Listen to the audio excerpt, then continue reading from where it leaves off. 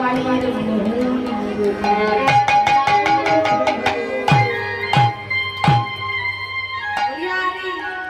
সেই মুরলী অন্য কোনো সময় নয়, ভগবানের রাস রজনীতে বেজে উঠেছিল। বৃন্দাবনের ব্রজ রমণীগণ প্রাণ গোবিন্দকে প্রাণপতি রূপে পেতে দিয়েছিল।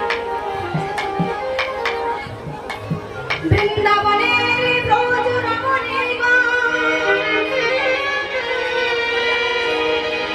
প্রাণ গোবিন্দকে প্রাণপতি রূপে পাওয়ার জন্য কার্তিক মাসে যমুনার ধারে বালুকা রাশি দিয়ে কাত্যায়নের মূর্তি স্থাপন করে তারা কাত্যায়নে ব্রত করেছিলেন। কাত্যায়নে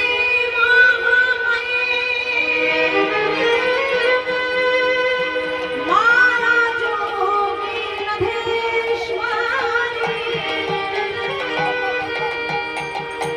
নন্দ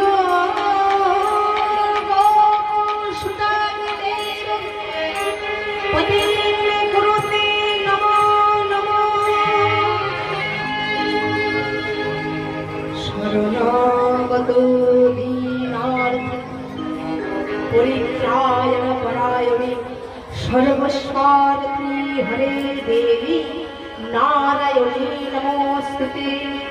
शंख चक्र गदा संयुक्त परमायुधे प्रसेद वैष्णवे रूपे नारायणी नमोस्तुते। ओम जयंती मंगला काली भद्रकाली कपालिनी दुर्गा शिवा समाधात्री सहस्राधा नमस्तुते। ओम नमः शिवाय शांताय कारुणाय त्रेहेतवे निवेदयामि चत्वारं भगवती परमेश्वर या देवी सर्वभूतेषु मातृरूपेण संस्थिता नमोस्तस्मै नमोस्तस्मै नमोस्तस्मै नमो नमः। सृष्टि स्थिति विनाशानं शक्तिभूते सनातने गुणाश्रये गुणमये नारायणे नमोस्तुते। या देवी सर्वभूतेषु विष्णुमाय स्तवलिका नमोस्तस्मै नमोस्तस्मै नमोस्तस्मै नमो नमः। या देवी सर्वभूतेषु लज्जारूपेण संस्थिता नमोस्तस्मै नमोस्तस्मै नमोस्तस्मै नमो नमः। या देवी सर्वभूतेषु बुद्धिरूपेण संस्थिता नमोस्तस्मै नमोस्तस्मै नमोस्तस्मै नमो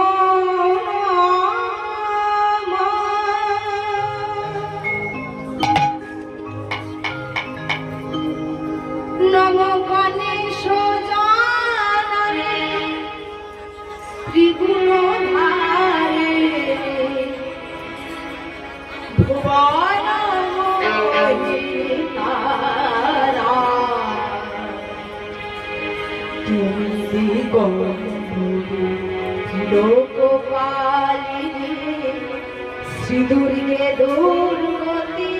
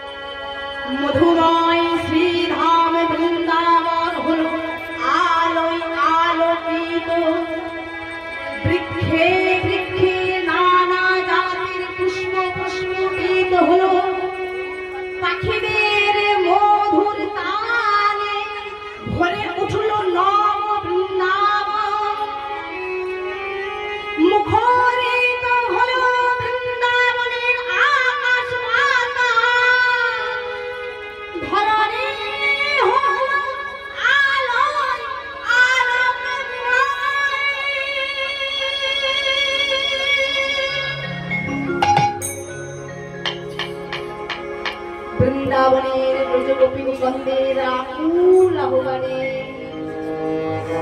সন্তুষ্ট হলে মায়ো মায়া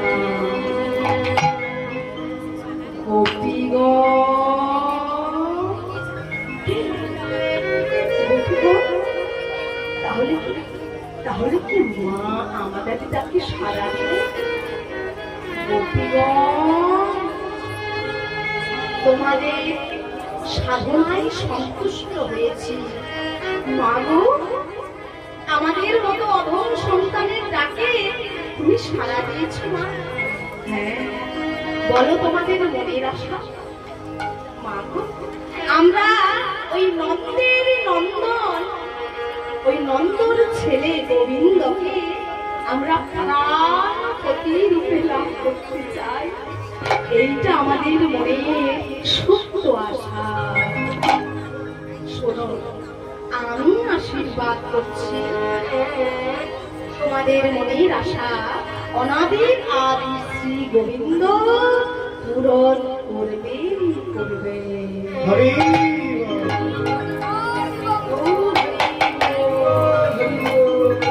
দেখেছেন মায়েরা, মায়ের আশীর্বাদকে পাথেয় করে ব্রজ গোপিনীগণরা কৃষ্ণ ভজন, কৃষ্ণকে খাওয়ার আশায় ছুটে চলবে। এই যে বাবা, আমরা আমরা আমাদের অবস্থা কেমন জানেন? অল্প বিদ্যা ভয়ঙ্কর, অহংকার। তিন বেলায় ভগবানের সেবা দিয়ে অনেকগুলো পালা জানি কীর্তনিয়া হয়েছে, অনেক পালা জানি। আমাদের অহংকারে মাটিতে পা পড়ে না। আমি মাতৃসাধক, মাতৃ অর্থাৎ শাক্ত যারা, শিবকে যারা উপাসনা করেন তারা হচ্ছে শৈব, আর যারা ভগবানের উপাসনা করেন তেনারা হচ্ছে বৈষ্ণব। আসলে জায়গায় দেখুন তারা সবাই মিলেমিশে একাকার হয়েছে, আর আমরা কলির পাখন্ডী পাষণ্ডী জীব হয়ে আমরা আবার নিজেদের মধ্যে তর্ক করছি। হ্যাঁ, আমি মায়ের প্রসাদ খাবো না। হ্যাঁ, মায়ের প্রসাদ খেলে আমার ভিতরে অহংকার কষ্ট, অহংকার থাকবে, আমার ভিতরে ভাব চলে যাবে, আমি ভগবানের সেবা করতে পারবো না, বৈষ্ণব ধর্মে আমার অপমতি হয়ে যাবে। একটা কথা বলুন তো মন থেকে, মা যদি না থাকতেন, মায়েরা, মা যদি 10 মাস ধরে আমাদের গর্ভে ধারণ না করে কত সুন্দর করে মা কত যন্ত্রণা সহ্য করে 10 মাস 10 দিন ধরে মা আমার ভালো করে খেতে পারে না, মা আমার ভালো করে উঠতে পারে না, বসতে পারে না, শুতে পারে না, কত কষ্ট সহ্য করে মা আমার সন্তানকে পৃথিবীর আলো দেয়। 10 মাস 10 দিন বড় জ্বালা, বড় যন্ত্রণা, বড় কষ্ট সহ্য করার পর মা যখন সন্তানকে কোলে পায় না, মায়ের আমাদের সকল জ্বালা গুলি উন্নত হয়ে যায়। ওই সন্তানের মুখের দিকে তাকে কেন জানে? আমরা মায়েরা শুধুমাত্র একটা শব্দ ময়াকার মা, এই মা ডাকটা শ্রবণ করার জন্য কত মা 7 ঠাকুরের কাছে মাথা পুড়ে পুড়ে মরে যায় যে প্রভু তুমি আমাকে একটা সন্তান দাও। আর যদি ভগবানের না দেয় না, বলি হ্যাঁ, আর তোমাকে ডাকবো কেন, আর তোমাকে ভজবো কেন? তুমি তো আমাকে সন্তান দাও না, তুমি তো আমার মনের কথা শোনো না, তাহলে কেন তোমাকে ডাকবো, কেন তোমাকে ভজনা করবো? কারণ কেন জানো? এই যে মা, ময়াকার মা, এই দুটো শব্দতে ভগবান এমন সুধাটা দিয়েছেন।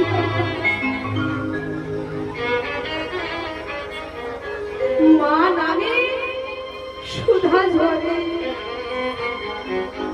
মা নামে সুধা খরে,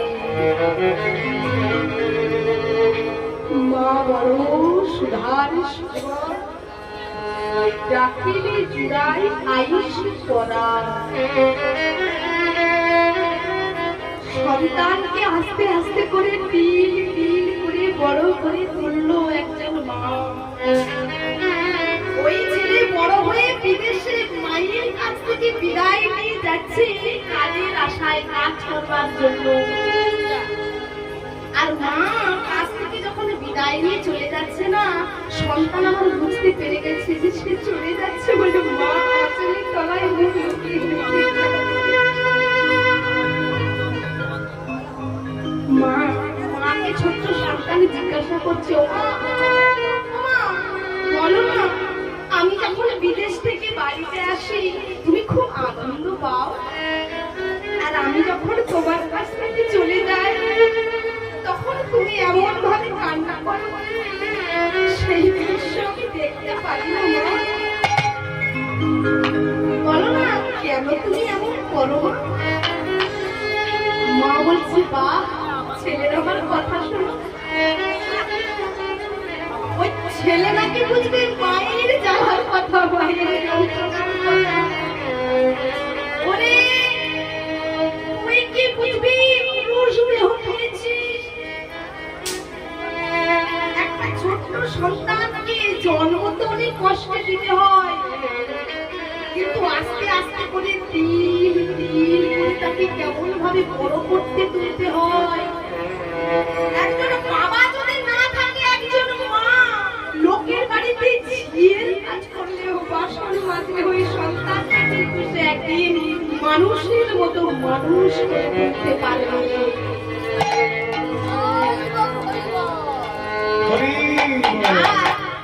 একটা বাবা কিন্তু সেই কষ্ট সহ্য করতে পারবে না, পারবে তবে সেটা ব্যতিক্রম, সবার কপালে হয়।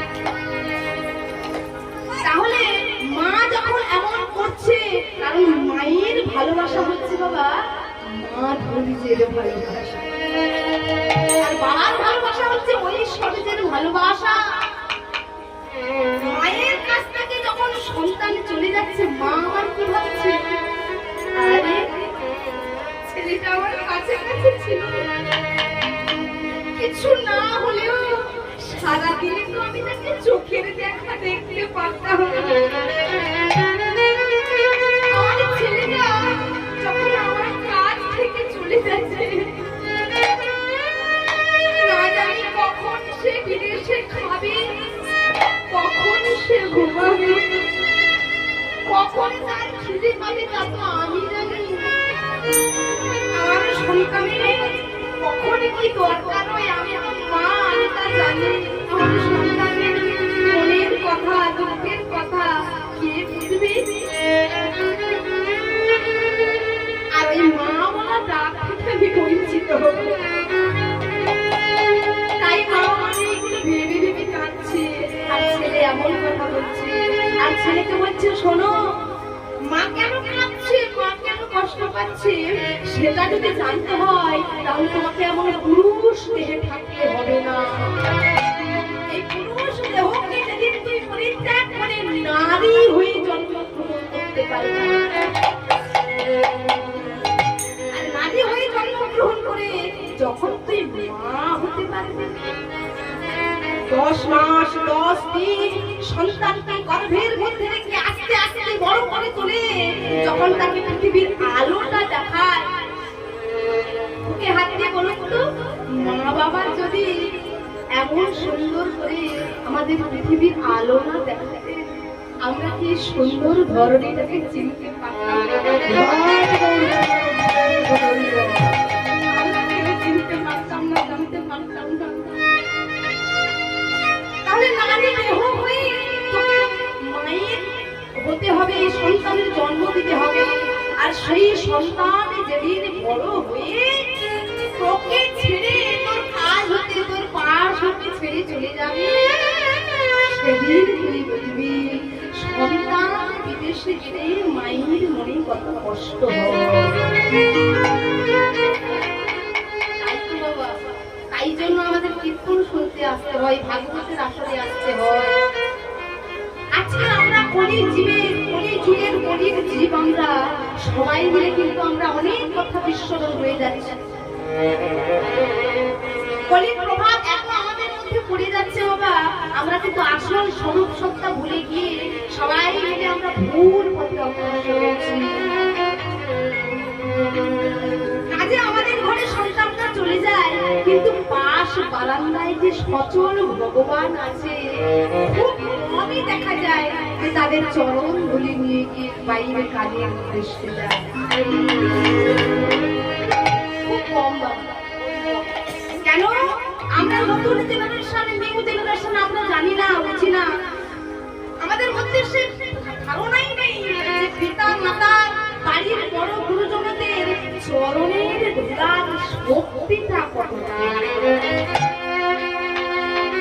কেউ আমরা বুঝি না, কেউ জানি না বলে আমাদের কলির যুগে এমন পরিস্থিতি। যদি কেউ বৃন্দাবন ধাম যায় পরিবার, যদি কেউ পরিবার নবদ্বীপের ধাম যায়,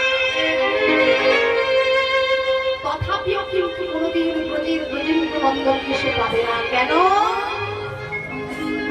ঘরে আমার সচল ভগবান দুটো অন্যের জন্য 3 বেলা হাহাকার করছে।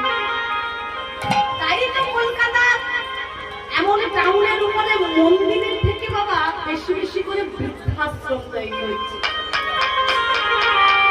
একদম বাস্তব কথা, সত্যি কথা বাবা। আমরা কলির মানুষ যদি বুঝতাম তাহলে কিন্তু এমন হতো না।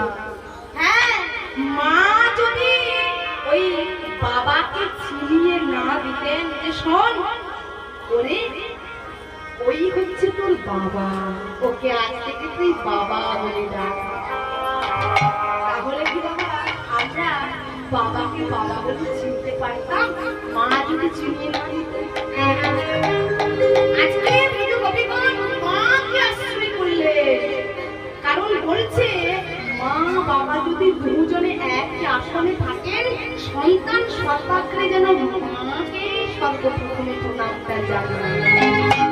এপিজে আব্দুল কালাম বললেন, মা শিক্ষিত হোক আর অশিক্ষিতই হোক, একটা সন্তানের কাছে সর্বশ্রেষ্ঠ শিক্ষক হচ্ছে তার মা। মা যখন বাচ্চাকে কোলে করে নিয়ে গিয়ে, ছোট্ট ছেলেকে হাঁটিয়ে হাঁটিয়ে নিয়ে গিয়ে মন্দিরের ভগবানের কাছে এসে বলে, এটাই হচ্ছে মন্দির, আর মন্দিরের ভিতরে মদন মোহন দাঁড়িয়ে আছে, প্রণাম কর। মাই চেনে, ওরে সম্মুখে তোর ঠাকুর দাদা ঠাকুমা রয়েছে, ওদের প্রণাম কর। কে চেনাবে? মা চেনাবে। সর্বপ্রথম মাই কোলে করে নিয়ে ইহ জগতে জড় জাগতিক শিক্ষার জন্য স্কুলে দিয়ে আসবে। সেই মায়ের আমরা মর্যাদা দিতে পারলাম না বলে আমাদের জীবনের শেষ পরিণতি কিন্তু খুব ভয়াবহ। আপনারা আশীর্বাদ করবেন, যে সকল ভক্তমণ্ডলী রয়েছে আপনাদের চরণ ধুলা বারবার আমার মস্তকে দেবে। আপনাদের চরণ ধুলার আশীর্বাদ নিয়ে চরণ ধুলাকে পাথর করে আমাদের এই কৃষ্ণ ভজনের, কৃষ্ণ ভক্তির পথ যেন আরো দিনে দিনে উজ্জ্বল থেকে উজ্জ্বলতম হয়ে যায়। আপনাদের কাছে বলে যাচ্ছি, না বললে বলে বাবা বড় অপরাধ হয়ে যায়। যিনি ডান দিকে ত্রিখোল বাজাচ্ছেন তিনি হচ্ছেন আমার জন্মদাতা পিতা। তিনি সর্বপ্রথম আমায় কোলে বসে হারমোনিয়ামের শিক্ষা দিয়েছিলেন এবং পরবর্তীকালে লীলা কীর্তনে আমায় খুব সুন্দরভাবে সহযোগিতা করলেন। এই বাবাই হচ্ছে আমাদের কীর্তন জগতের সর্বপ্রথম গুরুদেব। তারপরেই আমি শিক্ষা গ্রহণ করেছি। আপনারা সবাই চেনেন এই এলাকায় বিশিষ্ট কীর্তনিয়া শ্রীযুক্ত গোবিন্দ গোপাল দাস অধিকারী মহাশয়, তিনার কাছে শিক্ষা গ্রহণ করেছি। তারপরে এখন আমি তালিম নিচ্ছি কীর্তন সম্রাট সুমন ভট্টাচার্য মেজ দাদা পণ্ডিত অনিল ভট্টাচার্যজির শ্রীর চরণে আশীর্বাদ করবেন যেন তার চরণ ধরে জন্ম জন্মান্তর ধরে নিতে পারি। আপনাদের মতো ভক্তমণ্ডলীর কৃপা যেন আমি জায়গায় জায়গায় গিয়ে পৃথিবীর কোনায় কোনায় গিয়ে পেতে পারি, ভগবানের এই নাম সংকীর্তন প্রচার করতে পারি। বিদায়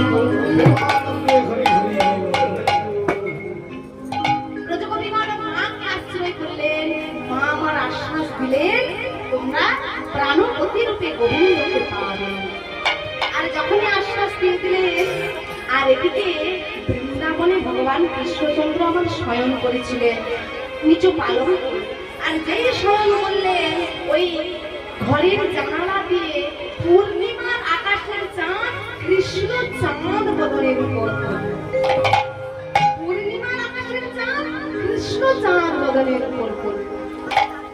আর যেই কৃষ্ণ চাঁদ বদনের উপর পড়লো, ভগবানের আবার মনে পড়ে গেল, হ্যাঁ আজই তিনি সেই লীলা প্রকাশ করবেন, অপ্রাকৃত লীলা। তাই তিনি ছুটতে ছুটতে এলেন বংশী বটের তলায়। আর যেই বংশী বটের তলায় এলেন, তলায় এসে মাকে স্মরণ করলেন। অঘটন ঘটিয়ে এসে মা, যোগ মায়া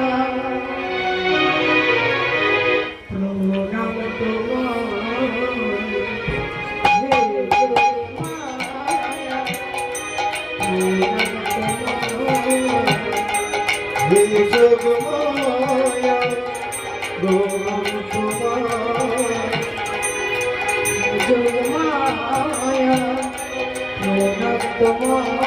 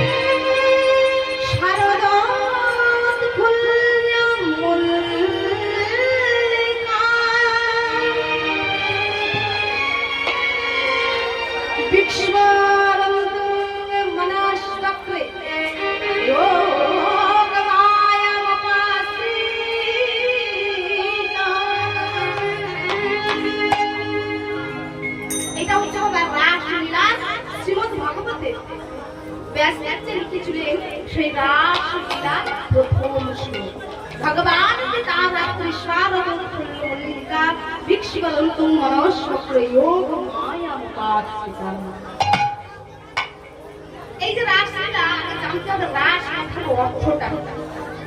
রস থেকে রাসের উৎপত্তি, রসানাম সংঘম ভবতি রাস। ওই রটা হচ্ছে রাধা স্বরূপ, আর ওই স্বরটা হচ্ছে বাবা শ্যাম সুন্দর স্বরূপ। র আর দন্তেশ, ওই রটা হচ্ছে যদি রাধা স্বরূপিণী হয়, আর স হচ্ছে শ্যাম সুন্দর স্বরূপ হয়, তাহলে ওই রাধা আর শ্যাম মধ্যখানে আছে আকার। সেই আকার হচ্ছে মায়া। মাঝখানে সে আকারটা আছে বলে কিন্তু রাস রসে পরিণত হচ্ছে না। সংসারের মায়ার বন্ধন যেদিন আমরা ছিন্ন করতে পারবো, সেদিন কিন্তু রাস আকার থেকে রসে পরিণত হয়ে যাবে। যে বিদ্যুৎরায় এক রসে অনন্ত রসের রূপ নিয়ে অনন্ত অনন্ত রসের সমাস্বাদন করেন। এক রসে রসসমূহের রূপে প্রকট হয়ে বিভিন্ন লীলা, ধাম, আলম্বন ও উদ্দীপন বিভাগ রূপে কাজ করে, তাকেই বলা হচ্ছে রস। পূর্ণব্রহ্ম সনাতনে যিনি পূর্ণব্রহ্ম সনাতন, রস পরব্রহ্ম, অখিল রসামৃত বিগ্রহ, অনাদির আদি সচ্চিদানন্দ বিগ্রহ ভগবান শ্রীকৃষ্ণই একমাত্র এক ঈশ্বর, একমেবাদ্বিতীয় অহং। রাসলীলা করার ক্ষমতা একমাত্র তার মধ্যেই বিদ্যমান। ভগবান আমি তারাত্রী, অভিজ্ঞতার অর্থ হচ্ছে হয়ে, অর্থাৎ ভগবান হয়ে। তারাত্রী কোন রাত্রি? সেই রাত্রি। কোন রাত্রি? ব্রজগোপীগণ যমুনায় স্নান করবেন বলে, জলকেলি করবেন বলে বসন যমুনার পাড়ে খুলে রেখে দিয়েছে। আর রেখে দিয়ে যখনই তারা জলকেলি করছে, আনন্দিত মনে তারা করে জলকেলি, আনন্দিত করে জলকেলি, আনন্দিত মনে তারা করে জলকেলি, আনন্দিত মনে তারা করে জলকেলি, আনন্দিত মনে তারা করে জলকেলি। অন্তর্যামী শ্রী গোবিন্দ পূর্ণ বসন চুরি, অন্তর্যামী শ্রী গোবিন্দ করল বর্ষণ চুরি। যমুনায় স্নান সমাপন করে ব্রজগোপিনীগণরা যখন জলে জলে এসেছে নিজেদের বসনগুলোকে নেওয়ার জন্য, স্নান সমাপন করে নিজেদের বসন যখন আনতে এলেন, কি দেখলেন গো, যমুনার পাড়ে যখন নিজেদের বসন খুলে রেখেছিলেন তাদের বসন আর কোথাও নেই। আমাদের বসন, আমাদের বসন কোথায় গেল? এইখানেই তো রেখেছিলাম আমরা সবাই মিলে একত্রিত হয়ে। আমাদের বসন, আমাদের বসন কোথায় গেল? সর্বনাশ! ছি ছি ছি ছি ছি, লজ্জা লজ্জা! কোথায় গেল আমাদের বসন? কে নিয়ে গেল আমাদের বসন? যমুনার ধারে যখন ব্রজগোপিনীগণ মুখি তাকাতে লাগলেন, হঠাৎ দেখলেন ওই কদম গাছের মগ ডালে ননি চোরা টানায় সকলের বসন নিয়ে কদম গাছের মগ ডালে রেখে আনন্দে মোহন মুরলী বাজাচ্ছে। আর যখন এই দৃশ্য দেখলেন বাবা, ব্রজগোপিনীগণ বললেন, এ কি গোবিন্দ, তুমি আমাদের বসন চুরি করেছো? না না না না গোবিন্দ, এমন কাজ তোমার করা উচিত হয়। বৃন্দাবনে তুমি ননি চুরি করো, বৃন্দাবনে তুমি মাখন চুরি করো, ছানা চুরি করো, কিন্তু তুমি শেষ পর্যন্ত আমাদের বসন চুরি করলে গোবিন্দ। দাও দাও, ফিরিয়ে দাও আমাদের বসন, তাড়াতাড়ি করে ফিরিয়ে দাও আমাদের বসন গোবিন্দ। আমরা আমরা যে জল হতে উপরে উঠতে পারছি না, আমাদের বসন ফিরিয়ে দাও গোবিন্দ। গোবিন্দ আমার চোখের শিরোমণি কি বলবে জানেন? শোনো, তোমাদের কোন বসন্তি কার তা আমি পুরুষ হয়ে কি করে জানবো? একান্ত যদি তোমাদের বসনের প্রয়োজন হয়, তাহলে যমুনা থেকে উঠে এসে আমার কাছ থেকে নিজেদের বসন চিহ্নিত করে আমার কাছ থেকে নিয়ে যাও। আমি তো তোমাদের বসন একেবারেই নিয়ে রেখেছি, চাইলে আবার বসনে, কিন্তু আমরা তো জল হতে উঠতে পারছি না গোবিন্দ। তা আমি কি করে জানবো বাবু? বসনে যদি তোমাদের একান্তই দরকার হয়, তাহলে আমার কাছ থেকে এসে নিয়ে যেতে পারো। যখনই বলা, ব্রজগোপিনীগণ লজ্জায় পড়ে গেলেন। কি লজ্জা! এমন কাজ হবে আমরা তো ভাবতেই পারি না। কি করব? বসনে যে আমাদের গোবিন্দ তুলে নিয়েছে, হরহরি করে নিয়েছে, শেষ পর্যন্ত দুই হাত দিয়ে নিজেদের লজ্জা স্থান ঢেকে ব্রজগোপিনীগণরা কৃষ্ণের কাছে এসে বলছে, আর এমন করো না কৃষ্ণ। নারী জাতির মান, অভিমান, লজ্জা যে প্রধান ভূষণ, তাকে তুমি জানো না কৃষ্ণ? এমন কাজ করা তোমার একদমই উচিত হয় নাই। দাও দাও, ফিরিয়ে দাও, ফিরিয়ে দাও আমাদের বসন গোবিন্দ। নিজেদের লজ্জা স্থান নিজেরা ঢাকা দিচ্ছে দেখে গোবিন্দ আমার অবাক হয়ে বললে, ব্রজগোপিনীগণ, হে ব্রজরমণীগণ, এই তোমরা নাকি আমায় ভালোবাসো? এই তোমাদের কেমন ভালোবাসা ব্রজ বলিগণ, নিজেদের লজ্জাস্থান নিজেরা ঢেকে রাখছো আর আমাকে বলছো তোমরা আমাকে ভালোবাসো। শোনো, যারা আমায় ভালোবাসে তারা নিজের মধ্যে যদি নিজের কাছে কিছু রেখে দেয়, আমি তার কাছে কোনোদিনই যাই না। যদি তোমরা বাহু তুলে আত্মসমর্পণ করে সমস্ত কিছু উজাড় করে দিয়ে আমার কাছে আত্মসমর্পণ না করে, আমি তার কাছে কোনোদিন যাই না। যে ভক্ত আমায় সর্বস্ব নিবেদন করে আর গোবিন্দ তোমার হলাম বলে আমাকে প্রেমের ডোরে বাঁধে, সেই ভক্তির প্রেমের ডোর আমি কোনোদিন ছিন্ন করতে পারি না। তোমাদের কেমন ভালোবাসা, মুখে বলছো ভালোবাসা আর নিজেদের লজ্জাস্থান নিজেরা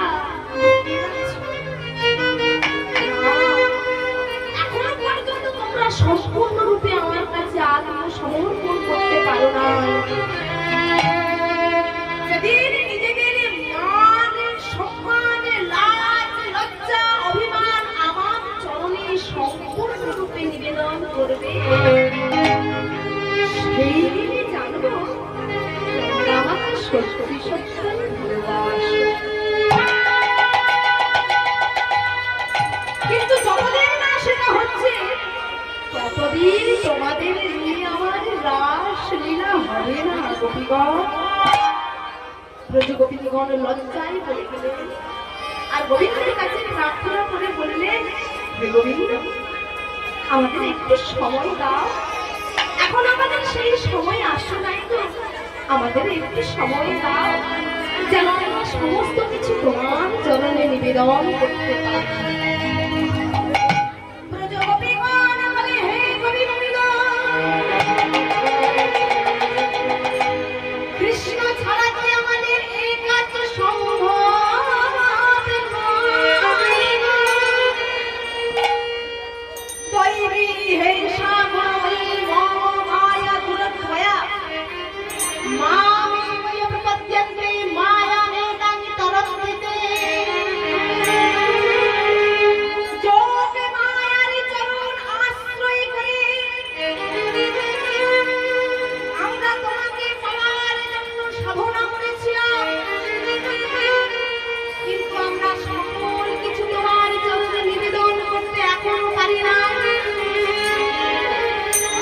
তাই হে গোবিন্দ, তুমি আমাদের কৃপা করো যেন আমাদের নিজেদের মান, অভিমান, লজ্জা, ইহকাল, পরকাল, জীবন, যৌবন সকল কিছু তোমার চরণে দিই।